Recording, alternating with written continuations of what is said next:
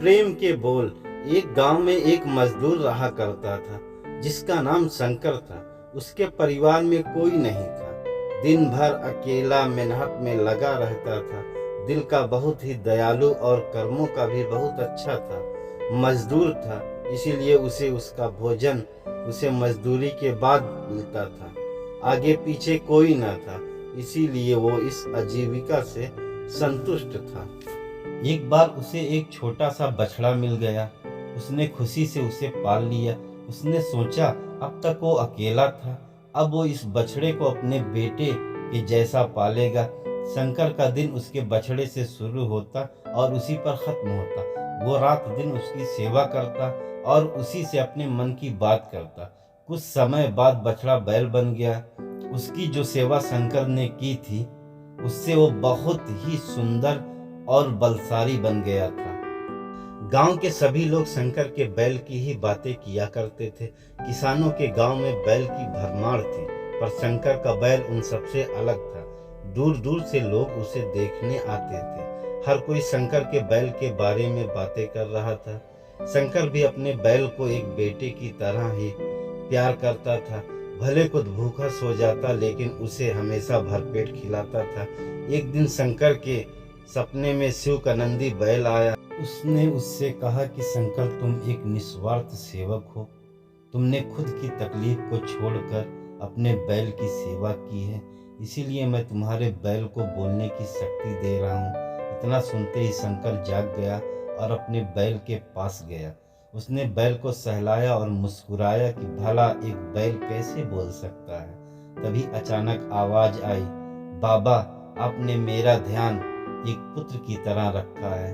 मैं आपका आभारी हूँ और आपके लिए कुछ करना चाहता हूँ। यह सुनकर शंकर घबरा गया। उसने खुद को संभाला और तुरंत ही बैल को गले लगाया। उसी समय से वह अपने बैल को नंदी कहकर पुकारने लगा। दिन भर काम करके आता और नंदी से बातें करता। गरीबी की मार बहुत थी। नंदी को तो शंकर भरपेट देता था, लेकिन खुद भूखा सो जाता था। यह बात नंदी को अच्छी नहीं लगी। उसने शंकर से कहा कि वो नगर के सेठ के पास जाए और शर्त रखे, उसका बैल नंदी 100 गाड़ी खींच सकता है और शर्त के रूप में सेठ से 1000 मुहरे ले लेना। शंकर ने कहा, नंदी तू पागल हो गया है? भला कोई बैल इतना भार वहन भी कर सकता है? मैं अपने जीवन से खुश हूँ, मुझे यह नहीं करना। लेकिन नंदी के बार बार आग्रह करने पर शंकर को उसकी बात माननी पड़ी। एक दिन डरते डरते शंकर सेठ दीनदयाल के घर पहुंचे। दीनदयाल ने उससे आने का कारण पूछा। तब शंकर ने शर्त के बारे में कहा। सेठ जोर जोर से हंसने लगा और बोला, शंकर, बैल के साथ रहकर क्या तुम्हारी मति भी बैल जैसी हो गई है? अगर शर्त हार गए तो 1000 मुहर के लिए तुम्हें अपनी झोपड़ी तक बेचनी पड़ेगी। यह सुनकर शंकर और अधिक डर गया, लेकिन मुंह से निकली बात पर मुकर भी नहीं सकता था। शर्त का दिन तय किया गया और सेठ दीनदयाल ने पूरे गांव में ढोल पिटवाकर इस प्रतियोगिता के बारे में गांव वालों को खबर दी और सभी को यह अद्भुत नज़ारा देखने को बुलाया। सभी खबर सुनने के बाद शंकर का मजाक उड़ाने लगे और कहने लगे कि यह शर्त तो शंकर ही हारेगा। यह सब सुनकर शंकर को और अधिक डर लगने लगा और उसको नंदी से घृणा होने लगी। वो उसे कोसने लगा, बार बार उसे दोष देता और कहता कि कहाँ मैंने इस बैल को पाल लिया। मेरी अच्छी भली कट रही थी, इसके कारण सर की छत से भी जाऊंगा और लोगों की थू थू होगी वो अलग। अब शंकर को नंदी बिल्कुल भी रास नहीं आ रहा था। वह दिन आ गया जिस दिन प्रतियोगिता होनी थी। 100 माल से भरी गाड़ियों के आगे नंदी को जोता गया और गाड़ी पर खुद शंकर बैठा। सभी गांव वाले यह नज़ारा देख हंस रहे थे और शंकर को बुरा भला कह रहे थे। शंकर ने नंदी से कहा, देख, तेरे कारण मुझे कितना सुनना पड़ रहा है। मैंने तुझे बेटे जैसा पाला था और तूने मुझे सड़क पर लाने का काम किया। शंकर के ऐसे घृणित शब्दों के कारण नंदी को गुस्सा आ गया और उसने ठान ली कि वो एक कदम भी आगे नहीं बढ़ेगा।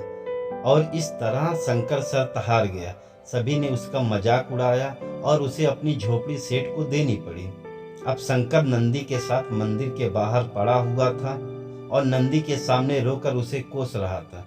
उसकी बातें सुन नंदी को सहा नहीं गया और उसने कहा, बाबा शंकर, यह सब तुम्हारे कारण हुआ। यह सुन शंकर चौंक गया। उसने गुस्से में पूछा कि क्या किया मैंने? तुमने भांग खा रखी है क्या? तब नंदी ने कहा कि तुम्हारे प्रेम के बोल के कारण ही भगवान ने मुझे बोलने की शक्ति दी और मैंने तुम्हारे लिए यह सब करने की सोची, लेकिन तुम उल्टा मुझे ही कोसने लगे और मुझे बुरा भला कहने लगे। तब मैंने ठानी मैं तुम्हारे लिए कुछ नहीं करूँगा, लेकिन अब मैं तुमसे फिर से कहता हूँ कि मैं 100 गाड़ियाँ खींच सकता हूँ। तुम जाकर फिर से शर्त लगाओ और इस बार अपनी झोपड़ी और 1000 मोहरे की शर्त लगाना। शंकर वही करता है और फिर शर्त के अनुसार 100 गाड़ियाँ तैयार कर उस पर नंदी को जोता जाता है और फिर से उस पर शंकर बैठता है और प्यार से सहलाकर उसे गाड़ियाँ खींचने कहता है। और इस बार नंदी यह कर दिखाता है जिसे देख सब सन्न रह जाते हैं और शंकर शर्त जीत जाता है। सेठ दीनदयाल उसकी झोपड़ी और 1000 मोहरे देता है। कहानी की शिक्षा, प्रेम के बोल। कहानी से यही शिक्षा मिलती है कि जीवन में प्रेम से ही किसी को जीता जा सकता है। कहते हैं प्रेम के सामने ईश्वर भी झुक जाता है। इसीलिए सभी को प्रेम के बोल ही बोलने चाहिए। Thank you so much for watching. Please दोस्तों हमारे चैनल को सब्सक्राइब कीजिए, लाइक कीजिए, शेयर कीजिए।